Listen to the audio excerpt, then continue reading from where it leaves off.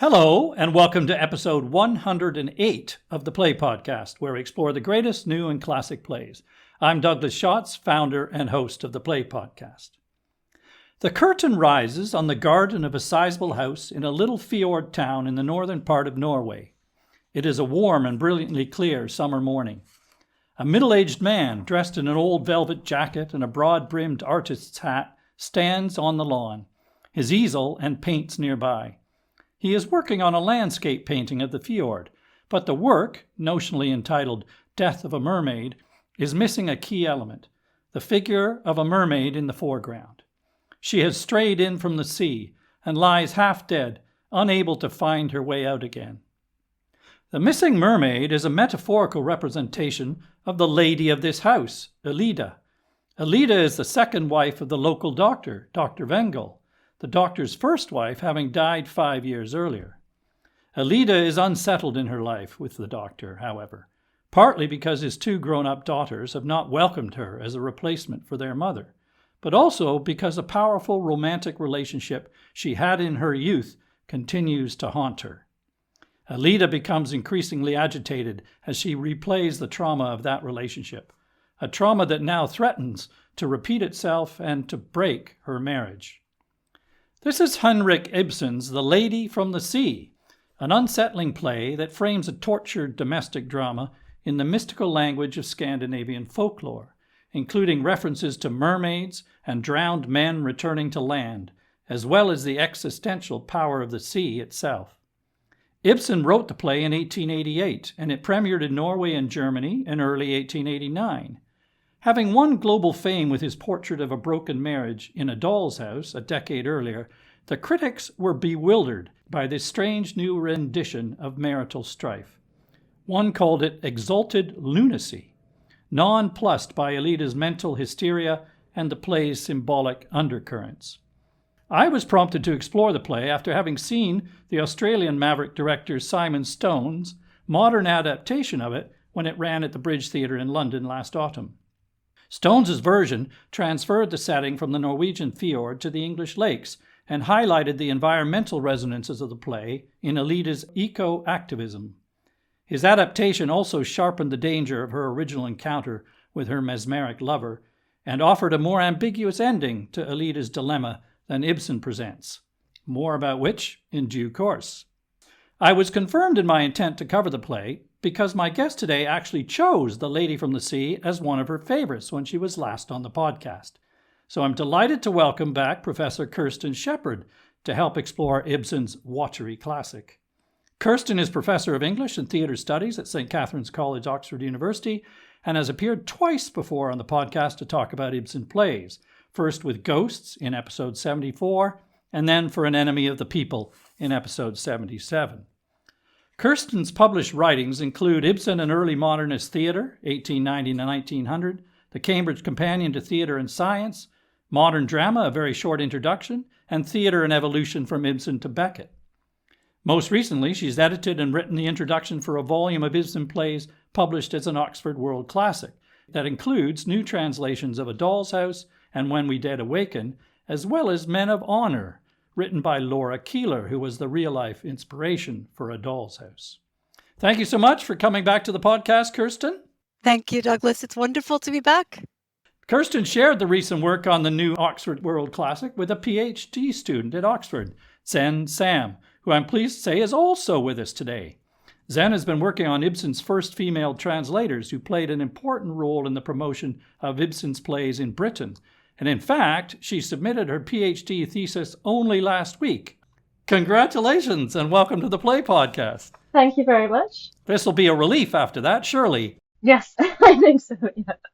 Okay, let's kick off with the sources for the play in Ibsen's life. Where does Lady from the Sea come from and how does it fit into his life and career? Well, in the 1880s, which is where it comes, Ibsen is being incredibly productive and quite punctual in his production of plays. So he essentially writes a new play every 2 years during this period, with the exception of the 1 year gap between A Doll's House and Ghosts. So you've got A Doll's House 1879 and then Ghosts quite quickly after that, 1880, 1881. Then you have An Enemy of the People, then you have the Wild Duck, and then you have Rosmersholm, and then you have the Lady from the Sea. Now, Rosmersholm is very specifically about Norwegian politics, and that sort of threw a lot of people outside of Norway. This play can often be seen mistakenly perhaps as much more relevant, more broadly outside Norway, but actually, one of the things I thought I would mention right up front is that it's very specifically set in the north of Norway. It draws heavily upon specifically Norwegian landscapes. So that's a really important thing, I think, to say about where he is in his career. He's really going for the specificity and also looking very much at the environment as such a key factor in what shapes people. After Lady from the Sea, he then writes Hedda Gabler. So the other thing finally to say about this kind of string of plays is that he's increasingly intrigued by relationships, marital relationships, the problem of marriage, the problems for women in society, so that in a way, what you have in Lady from the Sea is a whole play that looks at the problem that came up at the end of A Doll's House in a 20-minute discussion between the husband and the wife. Here, he just uses the whole play, the whole canvas, to explore that question in greater depth. Yes, and you had mentioned the setting was interesting. That I read that he spent some time in the summer before he wrote this play in northern Denmark, and there was a wonderful description of him standing by the sea by a local woman. She said, "A little broad-shouldered man with gray side whiskers and spectacles staring out across the water, with his hand shading his eyes. He had a stick with him with which he supported himself while he took a book out and wrote something in it. I supposed him to be drawing the sea." I think it's a wonderful image, isn't it? I wonder if he's imagining a figure emerging from the sea. Yeah, possibly. Yes. Were there any specific sources for the story in the play or some of the folkloric elements? Yeah, I think it's interesting that we start off with Ballister's painting of the mermaid. For contemporary audiences at that time, that would inevitably have caused them to think about Andersen's Little Mermaid and the story of how she gives up, she lets the sea witch cut out her tongue, and she sacrifices her life at sea for a life of domesticity as the wife of this prince.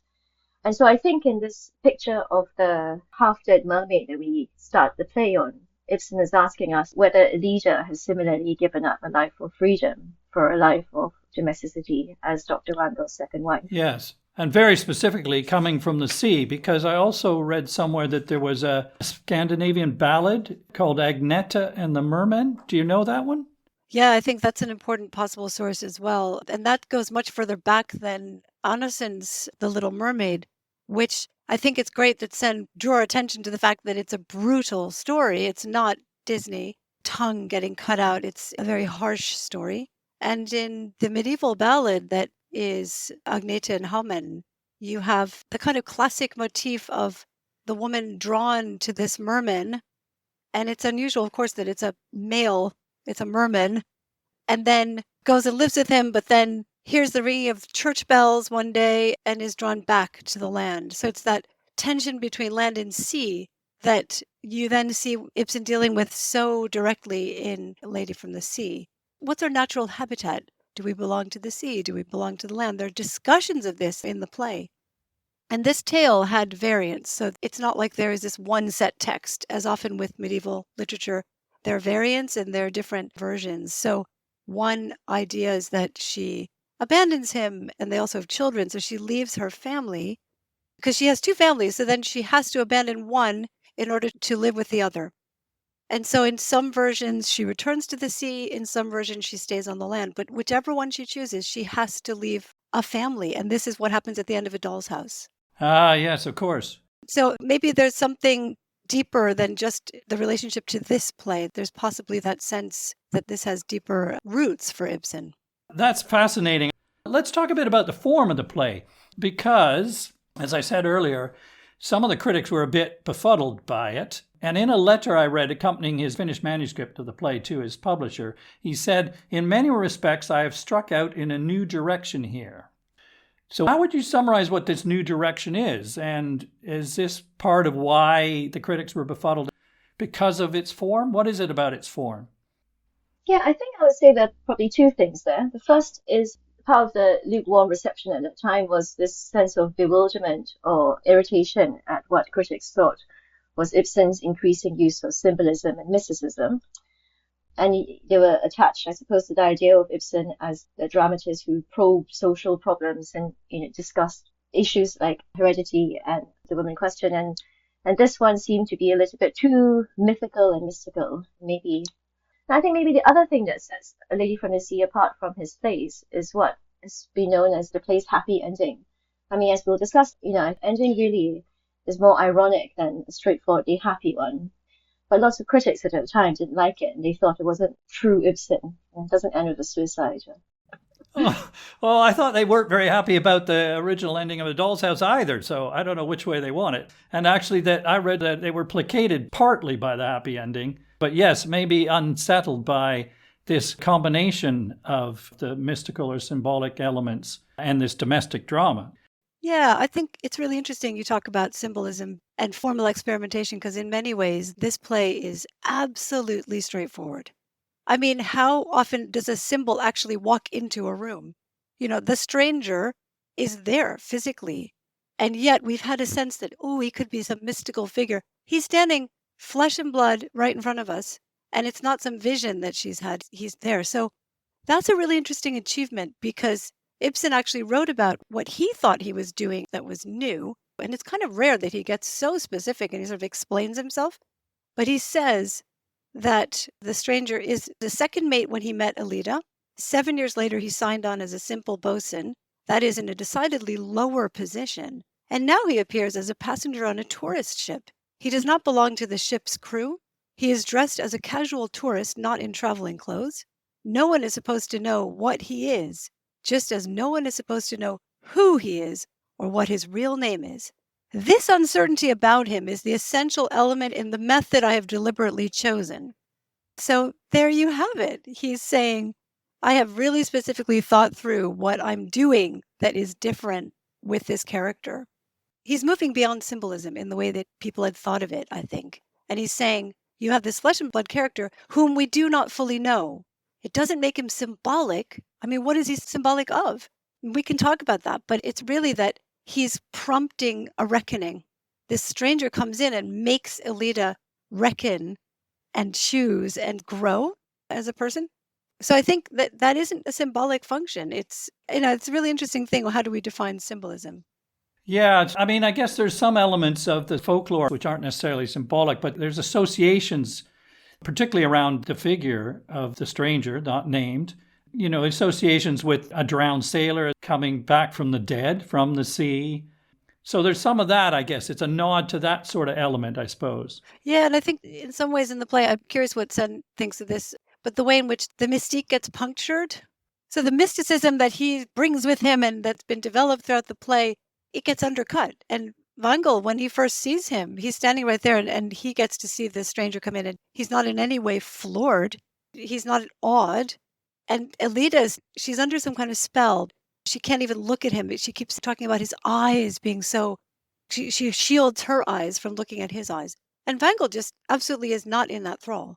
And so you get those two vastly different responses. And Wangel helps to puncture that mystery.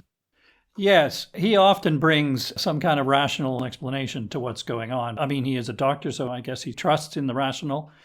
Now, we're starting to mention some details here about these characters. I'd like for people who aren't familiar with the play to give them a quick synopsis of the plot and an introduction to the main characters. Are you willing to have a go at walking us through the main events of the play? Either of us can do that. Do you fancy it, Tzen? Go on, Zen, have a go. Yeah. So the play opens with Dr. Wangel in his house with 2 daughters and his second wife. 10 years earlier, Alida was engaged to a sailor who had to flee after committing a murder, but not before he and Alida promised each other that they'll marry each other, and Alida promises that she would wait for him until he returns. So as the play opens, Alida and Wangel have 2 years ago lost an infant son who was 4 or 5 months before he passed away, and that has precipitated a kind of illness in Alida when she has stopped sharing Wangel's bed and the marriage is in trouble. And in an attempt to try and understand what's wrong with Elida or how to help her, Wangel invites an old friend called Arno into the house so that they can dissect together how to help Elida. Halfway through the play, the stranger, who is the sailor to whom Elida had promised herself, returns, and he asks Elida to choose whether she will go with him or whether she will stay as Wangel's second wife. So this prompts a series of conversations in which they discuss the nature of marriage and their marriage, and finally they reach a sort of reconciliation where Wangel allows her to choose the path that she wants to take, and she decides to choose marriage with him rather than leaving with the stranger. Great. That's a very good summary. Thank you. Kirsten is applauding. Yes. So the first wife died 5 years previously, and they have two grown-up daughters, Bolette and Hilda. And it appears that they haven't been very welcoming to Elida as the new wife. And so Wangel thinks that's part of the stress that Elida is feeling, what you described as a sort of illness, but it could easily be to do with the loss of her baby child, of course. But there's more to it in what she thinks is going on and why she's distressed the way she is. The other thing I was going to say was Arnhem, the friend, potentially had a relationship with Elida in her past as well, right? So Wangel has invited him to help in some way, thinking they were close once, maybe he can help. Yes, I think he was a suitor of Elida's, and I think she said no. And then he became actually Bolette, one of the daughter's tutors, as it turns out. Yeah. Let's talk a bit more about some of these individual characters then, starting with Elida, who is the lady from the sea. I mean, she is a lighthouse keeper's daughter, to start with, and lived by the sea all her life. And there's a strain of, again, what her husband thinks is maybe wrong is that she's not happy living away from the sea. She definitely feels like a fish out of water, does she not, in this life, within this family, and in her state of mind? What is causing this distress in her state of mind? And how do you characterize what her state of mind is? What's going on with her? I think one of the most compelling things I find about The Lady from the Sea is to go back to what we were saying earlier about the puncturing of idealism and these sorts of role models, is that Ibsen quite systematically sets us up with these role models in which we could read Elida. So he starts off the play with this dying mermaid in a painting, and then Elida comes in, and as she comes in, her husband says, here is our mermaid. But yet, as she comes in, she says, I don't find the water great. It makes me more sick. And so the kind of tension between this mermaid who loves the water and Elida who says, actually, the water makes me even more sick, comes into play. And then we get all these other things like The Lady from the Sea, which is a name that she never uses, which is a name that has been given to her by the townspeople. And we get this sort of sailor's, faithless wife image that Lindstrand, the sculptor, puts in front of her. So in each moment, I think, Ibsen gives us these images, and we see Elida wrestling with whether these models fit her or doesn't fit her. And in the tension between these models and who she really thinks she is, there's that huge gap, which I think leads her to a lack of understanding of who she is and what she wants to be. None of these explanations are satisfactory. Yeah. Wangel has a number of theories about what may be wrong with her and why, for example, as you alluded to, that she's not sleeping with him. Maybe he thought she still had feelings for Arnhem, but that wasn't the case. Or for this previous lover, that she's living too far from the sea, as I mentioned. He even offers to move house as a result. But again, as you quite rightly just said, she counters that, says that will make no difference. Mm-hmm. Also, he feels that it's to do with the relationship with his daughters and how they may not have welcomed her, or he may not have worked hard enough to help her assimilate into the family as the second wife. There's some of that as well, isn't there? Yeah, and also maybe, not all women were made to be mothers, as Ibsen himself once said. And she is being asked to step into this role as his second wife, kind of ready-made mother to his young children. And maybe that's not who she is. Yes, but there was some mystical interpretation of her as well. Wangel says she belongs to the sea people at its deepest level. Her anxiety is innate. She belongs to the sea people and she's been ripped from the sea in some way. And she even expresses this kind of metaphor, the idea that human beings have become accustomed to living on land, that originally they came from the sea somehow in evolutionary terms. But again, that sounds pretty far-fetched, doesn't it? Not really. I mean, I would jump in here simply because I've written extensively on Ibsen's engagement with evolutionary ideas, and I've argued that it's thorough in this play. I mean, he has a character whose entire kind of tagline is, "We have to acclimatize." He can't quite get it out, and so it draws attention to the word, and it's about adaptation. Even looking back at his drafts, there's a wonderful book called From Ibsen's Workshop, which contains the drafts in English translation. And there he's working out some ideas that will become central to the play, but he does also chuck out some ideas. So it's not the case that the drafts are the key to everything that makes it in. You can also see things that don't make it in all of his plays. But he talks about, this is a quotation, the sea's power of attraction, longing for the sea, human beings akin to the sea, bound by the sea, dependent on the sea, compelled to return to it. A fish species forms a primitive link in the chain of evolution. Are rudiments thereof still present in the human mind, in the minds of certain individuals? So he's putting a lot of questions out there around this connection to the sea. And he says, has the line of human development gone astray? Why have we come to belong to the dry land? And we see this in the play. He's used those ideas. The other thing to say is that it's not the same type of water everywhere in that play. No. So you have the fjord, which is what she has to swim in where they currently live, but they also have the sea very much present in her mind, in her imagination. And this is what Vangel says is, oh, let's just move back to the sea. That would cure you. That would make everything right. But she does, right from the beginning, as Tzen said, she's essentially been swimming and already draws attention to how uncomfortable the water was. It's an interesting thing. So you might think, oh, she's just been swimming, she'll feel great. But actually the play says, no, she's not satisfied. She's uncomfortable. And the other thing to say about it, going back to your question of form, it's a very delayed entrance. So Ibsen already experimenting here with something he would do a lot later, which is building up to a character's entrance, having the other characters talk about her so that we then form a view of her, and then she shows up. It becomes a really effective way to unsettle an audience, because in A Doll's House, you have Nora. First thing you see on stage is Nora decorating the Christmas tree and eating the macaroons that she's not allowed.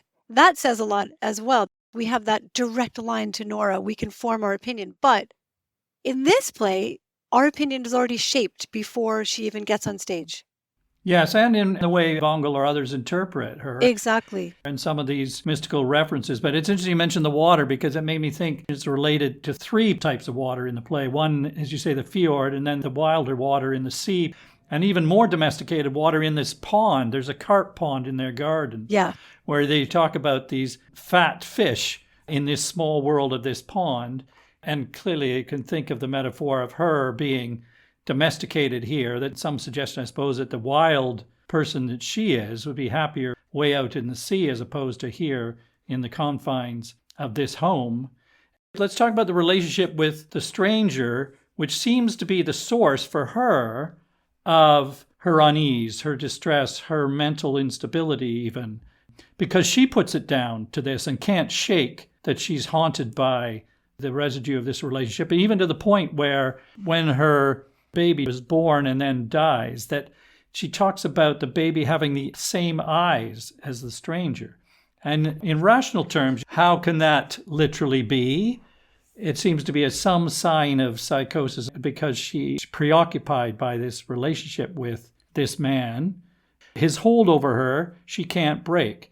What is going on with that is the source of her anxiety now. How do you read that? There's been discussion of this idea of the transference, that the stranger's eyes recur in the child that's not his child. And that there's an author called Marvin Carlson, a critic, who's argued that this is an instance of telegony. So it's a very ancient evolutionary idea that by sheer willpower or force of the imagination, there can be hereditary transference. So you find traits transferred through non-sexual reproduction. Wow. And it's kind of crazy.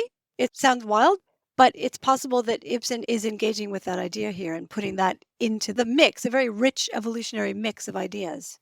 Yeah, that does sound a bit crazy. Tzen, how do we interpret her reaction to this man and how it's affected her since, it seems, the pregnancy and the death of her baby? I think eye is a very interesting motif in Ibsen. And I think, for instance, in Little Eyolf, a bit later, the child's eyes are very much for his mother and his father represent this sense of guilt. The eyes always watching her.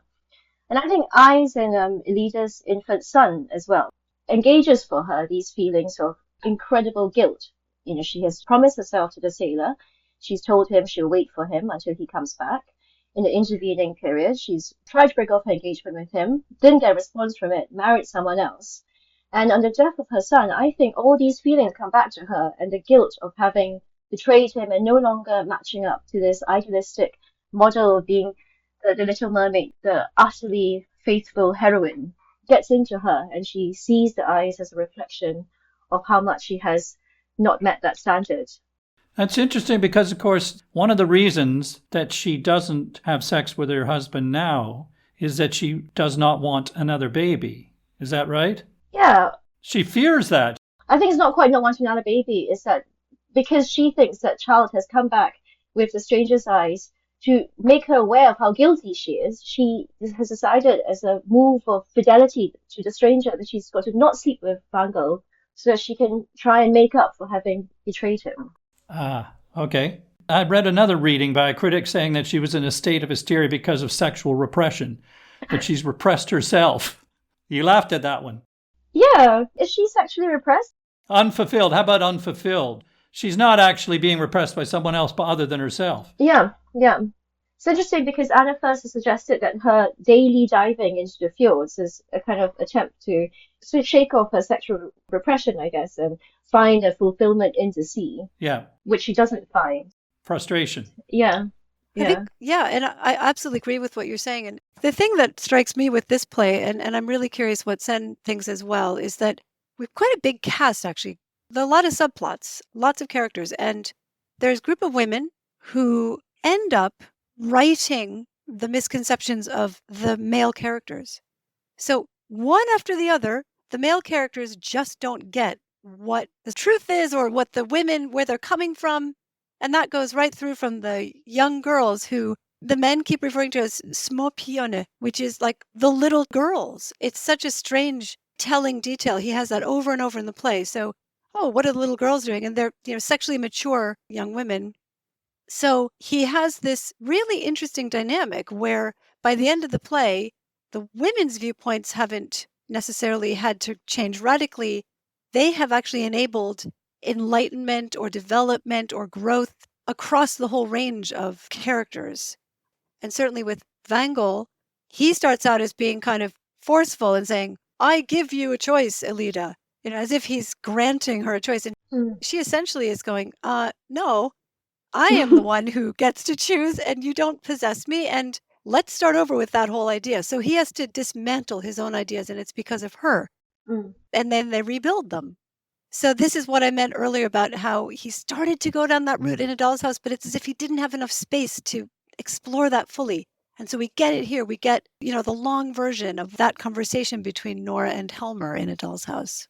Yeah, I was going to pick up on that because you talked in the beginning about this being a play about marriage in various forms. There are different partnerships going on in this play. And most of the time, the men have got it completely wrong in terms of their reading or understanding about how to go about this. Let's start with Dr. Vangel and the marriage with Elida. You mentioned A Doll's House. It's interesting that he is not the same as Helmer in A Doll's House, is he? He does start off and has largely a conventional view of the man's place in a marriage of his time, but he is trying to be more than that, isn't he? To help her, to understand her. He's essentially a good man, is he not? Yeah, I think so. I mean, I think what's interesting is that in Ibsen's Drafts, which is the book from Ibsen's workshop that Kirsten mentioned earlier, it seems that Ibsen actually first conceived of him almost in the mold of Torvald Helmer, that he thinks of him, he's meant to be a lawyer. I think Ibsen uses the adjectives refined, bitter, sort of thinking about his past life. And then as he's writing, he changes him to this sort of homely, slightly alcoholic, slightly more flawed and bumbling doctor. And I think that's part of his desire to dismantle this image of patriarchal perfection. So When Wangel starts out, he's a doctor. He takes control of it. He says, I'm trying to diagnose her. I've decided what's best for her. I think she should go back to the sea. I think she needs Arnold here to talk to. There's even a bit somewhere in Act 3 when Boletta tells Arnold that she's observed her father giving Alida medicine that she thinks is not very good for her. So immediately we have him in this position of authority over his wife and deciding for her what he thinks is best. And as the play goes on, there's a critic who's argued that Lady from the Sea is just as much a play about the trajectory of Wangel's growth as it is Alida's, and he has to learn to give way in the same way as she has to learn to claim her own autonomy. And I find that reading very persuasive. Yes, I like that too, because he is trying to find solutions. He cycles through them in some way through the play, and he's forced to by Alida saying, it is my choice, not yours to give me the choice. And it takes him, obviously, the whole play to reach that position. But he is trying most of the time because he cares deeply, I think. He loves Alida. And it's intriguing. At one point, he says, maybe he hasn't tried hard enough because he liked her the way she was. He liked her capriciousness or whatever it was that he fell in love with. So he didn't necessarily want to correct that, so to speak. But it centers around this question of free will. It's a phrase that's repeated many times, like a thematic mantra in the play. And it's the principle at the heart, isn't it, of this relationship between Alida and Wangel, and actually also between the others, and particularly the women, and what kind of freedom or opportunity to be free or independent they have.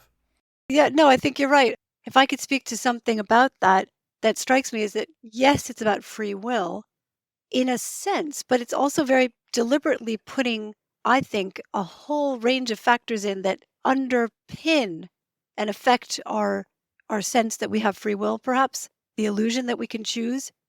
In other words, there are a lot of entanglements that everybody's embroiled in, and there are also environmental factors. I mean, that issue of the water, he deliberately has the idea of the water as brackish in order to talk about different ecosystems coming together. So you have not pure salt water, not pure fresh water, but a mixture when the two come together and it becomes brackish.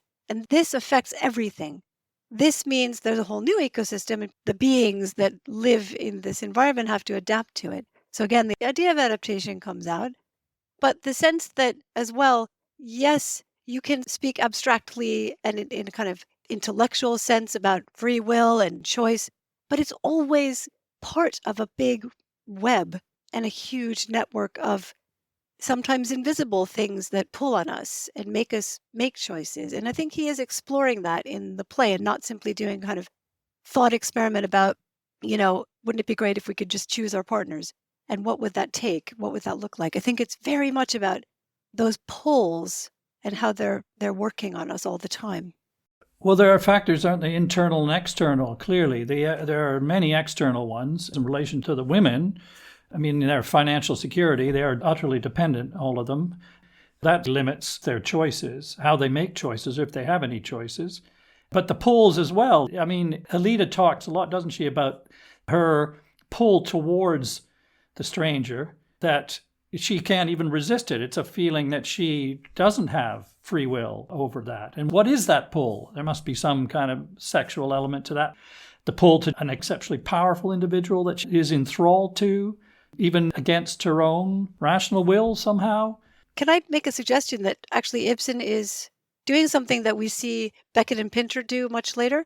So I mentioned earlier how he specifically instructed that the point is that the stranger isn't really knowable.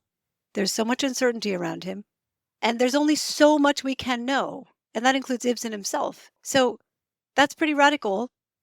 That is what emerges in the 1960s with Theatre of the Absurd. It's actually more realistic because all of these playwrights have written, I think, about the unknowability of people. And it's actually fake to think a character comes down stage and tells you everything about themselves.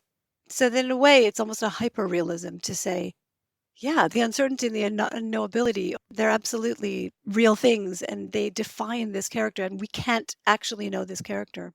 No, and in fact, as we said, he's not named. It's deliberate that he doesn't have a name. Although there are also other names he's referred to in his past, so it's left ambiguous as to who he really is. There again, it's a bit of an obvious thing, but he was apparently called Freeman. Yes. Maybe that's a bit of a concession or something that Ibsen's doing to kind of hit us over the head with something, but that is dropped in there. Yes.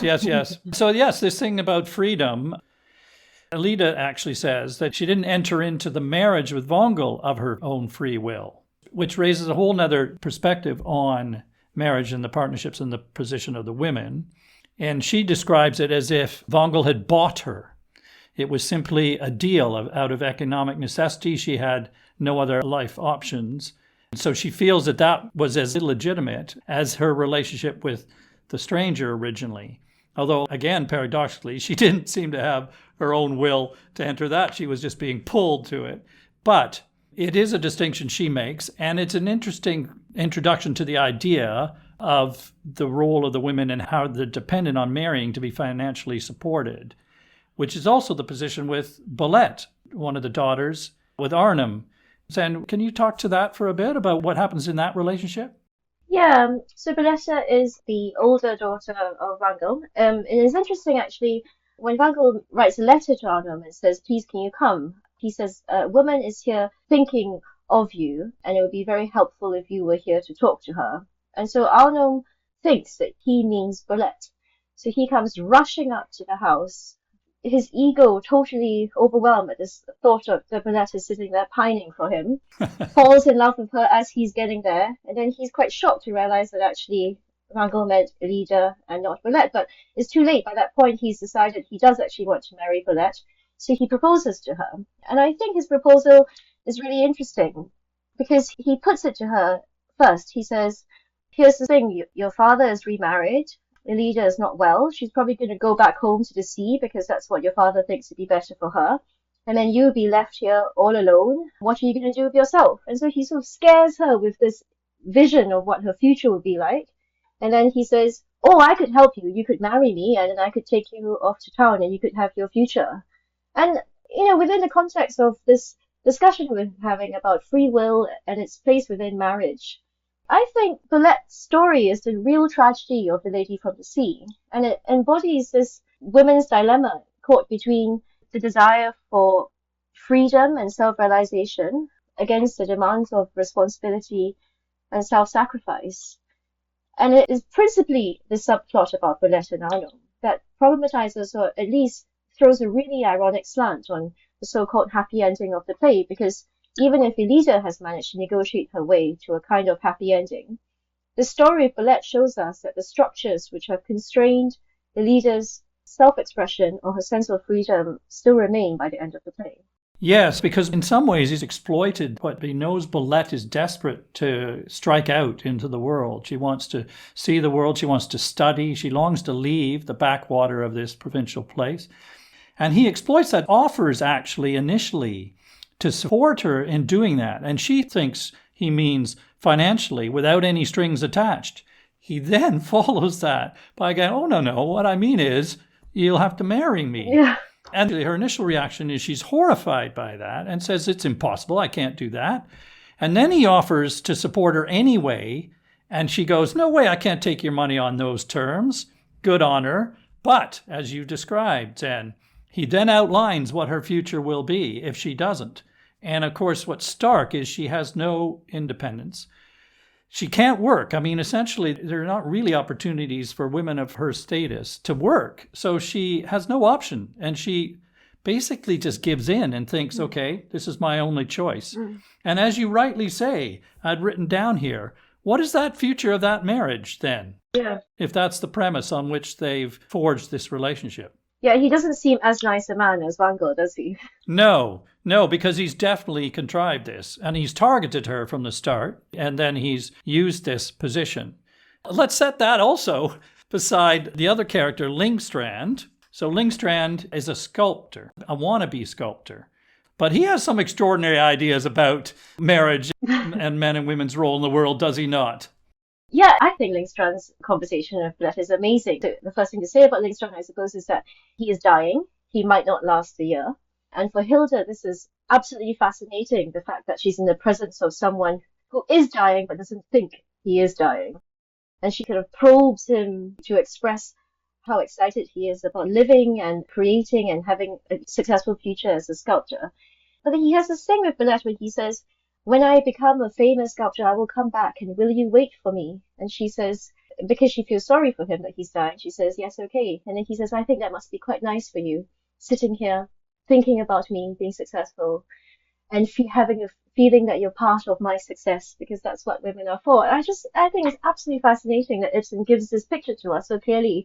What actually was a big philosophy at that time, that, women live through men without having their own independent life. And he totally satirizes it here in this portrait of Lyngstrand. And doesn't she then puncture that by saying, what? Yes, she does.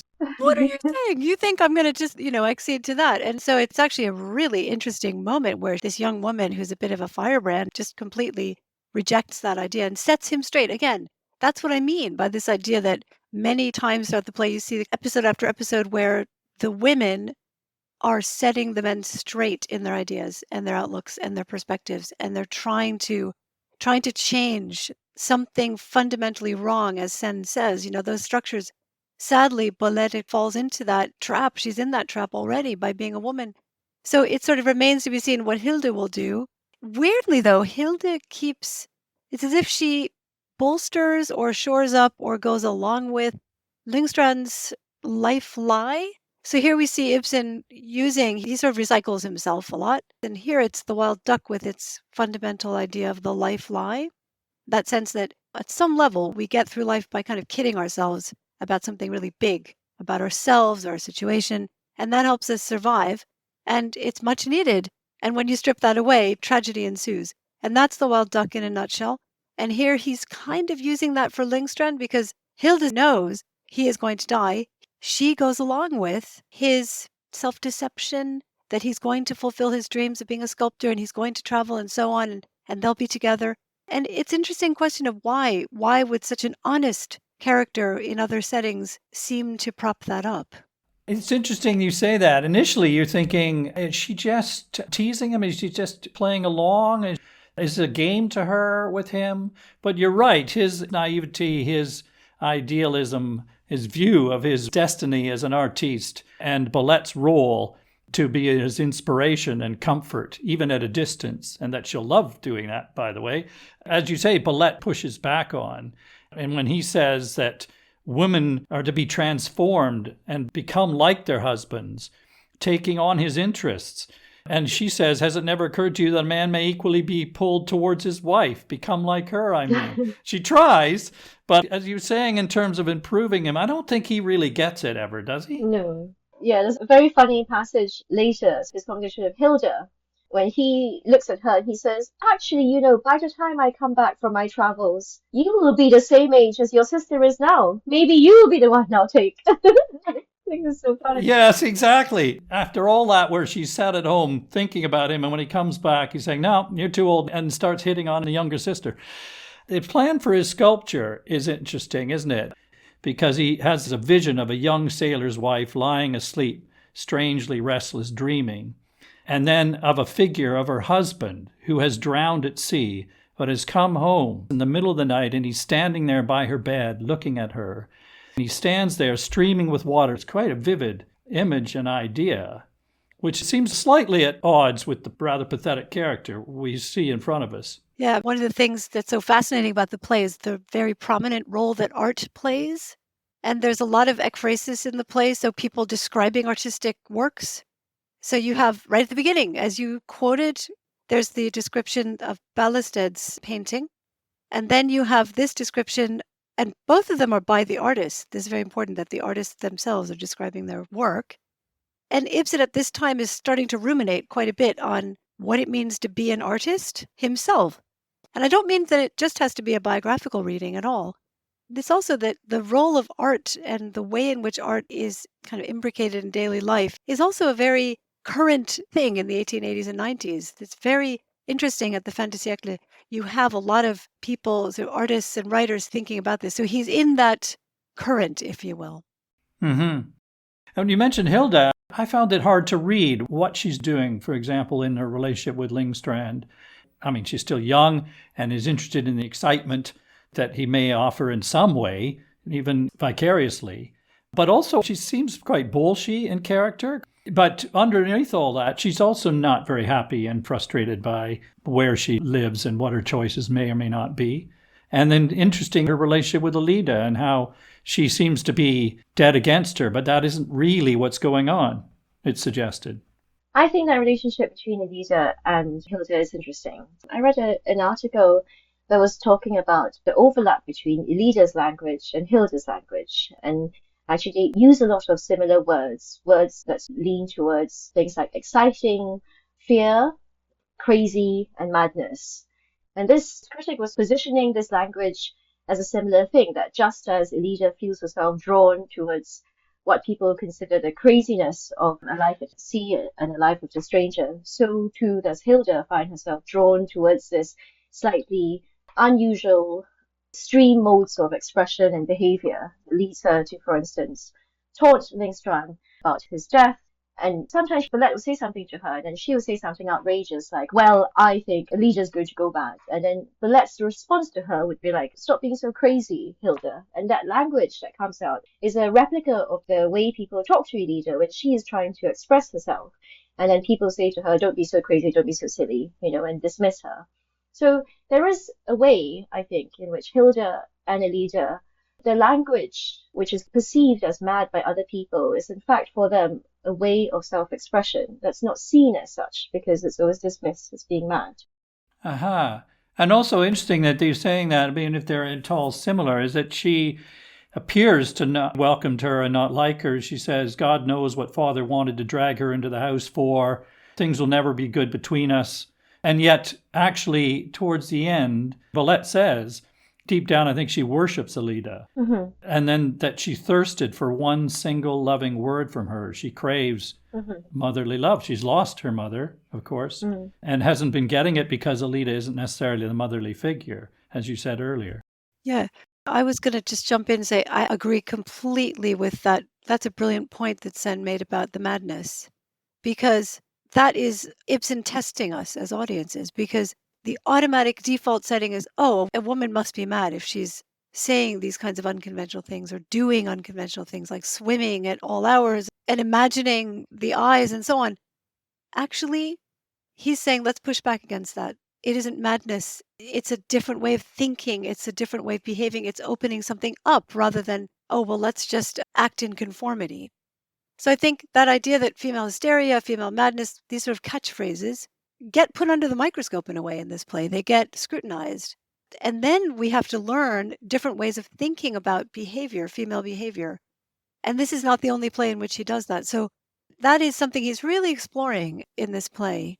Fascinating. Let's talk about the ending and the state that Elida reaches then, having been deemed mad for most of the play. Just to recap, the stranger returns to take Elida away. A steamship awaits down at the pier, and it's now or never. Vongel tries to exert his right as her husband to forbid her to go, and threatens to have the stranger arrested for the murder that he knows he committed years ago. The stranger pulls out a gun, even saying he'll not be taken, but Elida pleads with Vongel not to use this threat and to let her be free, and actually says she will never be his as long as all of these longings of hers continue, and she's not allowed to make her own free choice. And he gives her the freedom to choose. And she chooses to stay. She sends the stranger away. So, what do you make of Elida's choice to stay? The right call? A truly free and happy future? Or a sellout, a compromise?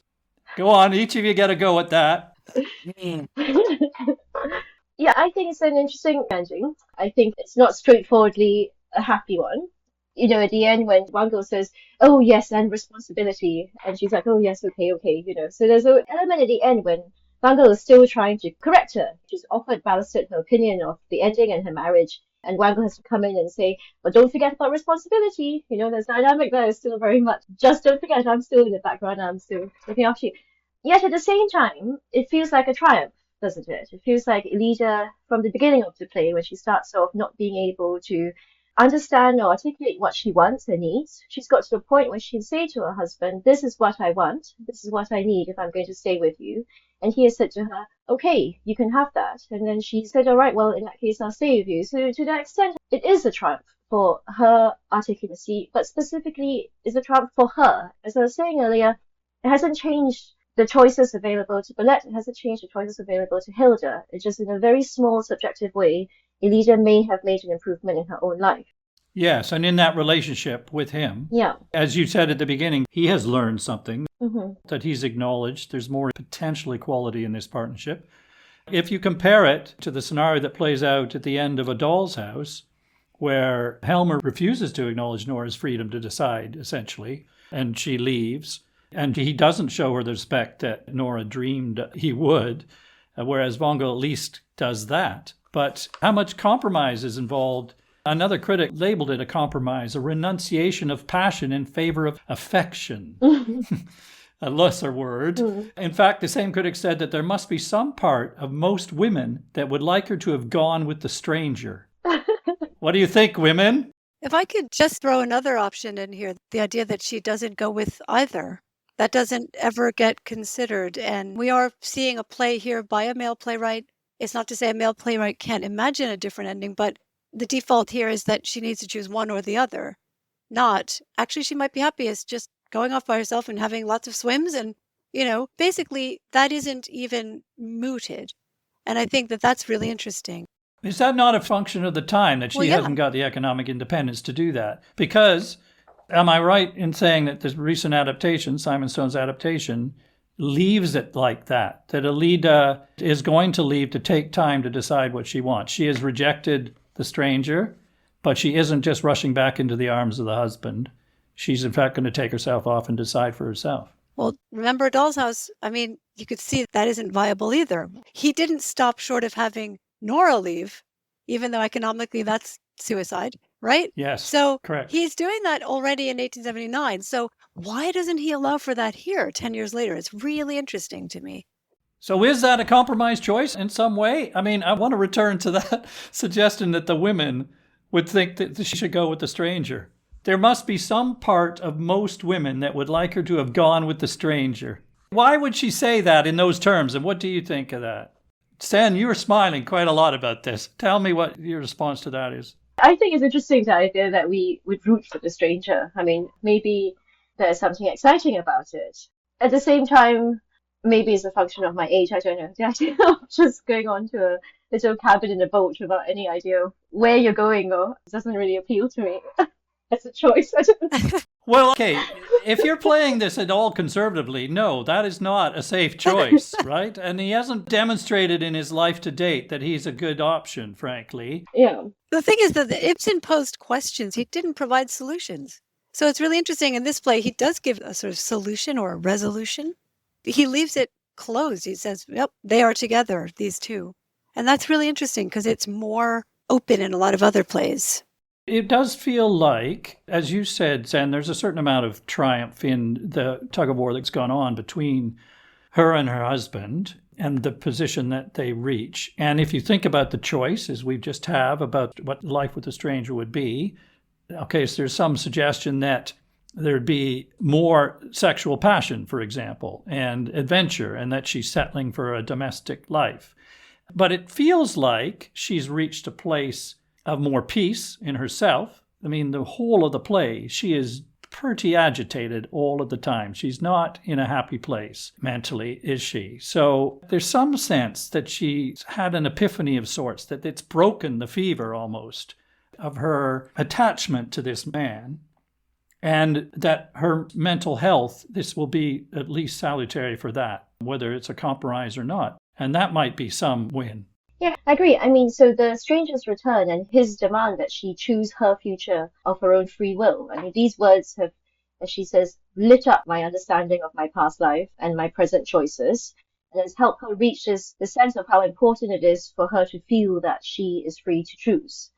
And over the course of the next two acts, her husband shows her that he is able to understand that need and to give her the right to choose her own life and the right to exercise her own choice within the marriage. So it's now that she's understood how important it is, even though the stranger has said that she needs to exercise her own free choice in deciding whether to go with him or to stay with her husband, She has characterized the relationship previously as one in which she was totally willless and totally subject to his will. Exactly. And I don't expect that that would be that different. I was No, just going to say, would she be trading one man for another? exactly. It's not like he would be any less controlling. No. Yeah. I just wanted to add to that we're only at the start of the new relationship. They now have a new set of conditions on which they're going to build a new foundation. They've erased the old stuff. It's so exciting. The end of this play is actually really opening something up, actually. It looks like it's closing something down by saying, here's this all resolved. But actually, we're just at the start. If it could go on, we might see them become reignited and, very passionate, and everything's possible because it's been built on this much better foundation. Isn't that partly what he's saying in this play?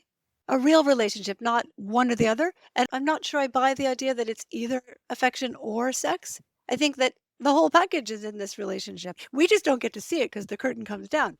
But it's going to happen. Yeah, there is potential, yes, for this to be rebuilt on new terms. Hmm. That's very positive. I have one final question, and this is around how well you think the play holds up today, staged as it was originally written, or does it demand to be modernized, as a number of recent Ibsen productions have felt the need to do?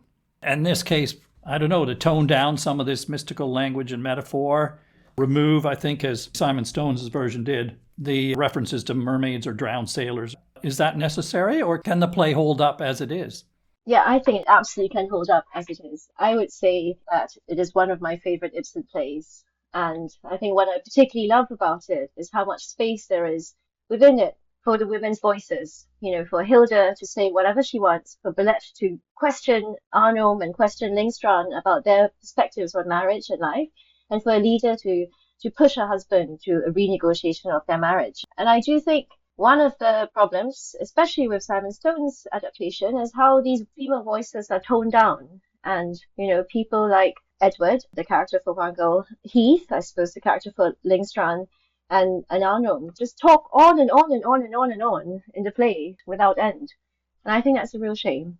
Actually, I was struck as well by how little, now that you say that, Alida actually was on stage in that production. What about you, Kirsten?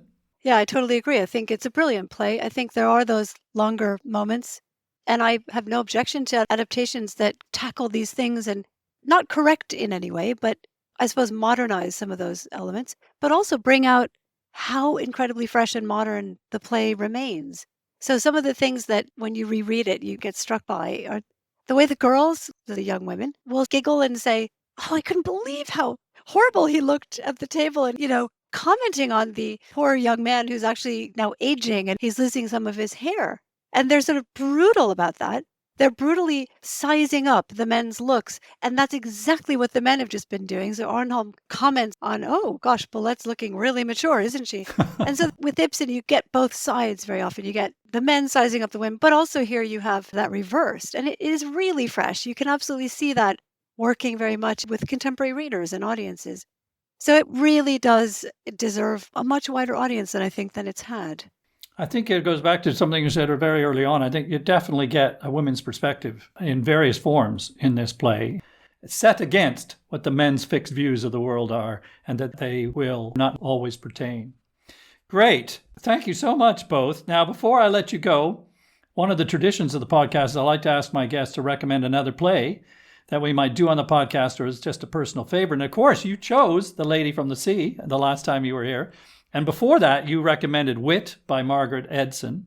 But do you have another play you might suggest for our readers? And then we could end up doing an episode on it. Well, first of all, thank you for doing Lady from the Sea. That's fantastic.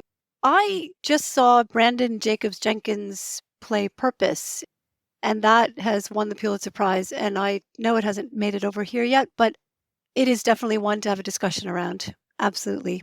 I loved his The Octoroon, and also Appropriate. Yeah. Appropriate. Yeah, they were brilliant. So I would love to see that. Thank you.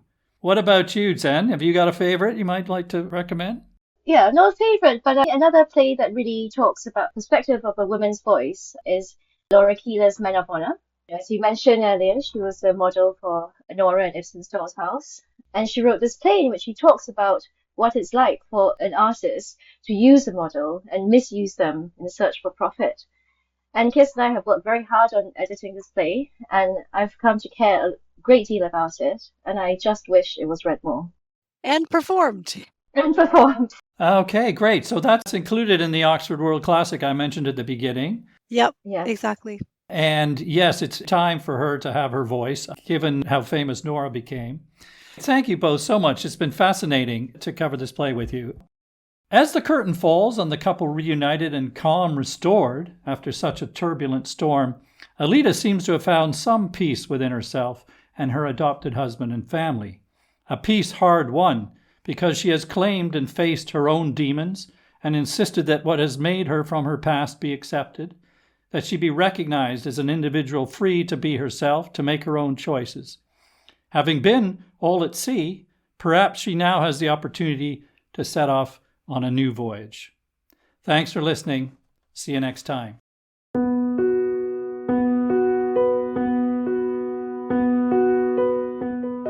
There are additional footnotes about this and every other play that we cover in the podcast available to our patrons. Patrons also enjoy early access to our sister podcast, The Play Review, in which Jody Rylett and I share our views on current productions on the London stage. To become a patron, please visit our website at theplaypodcast.com. And don't forget to follow us wherever you listen to podcasts so as not to miss an episode. Thank you again for listening. See you next time.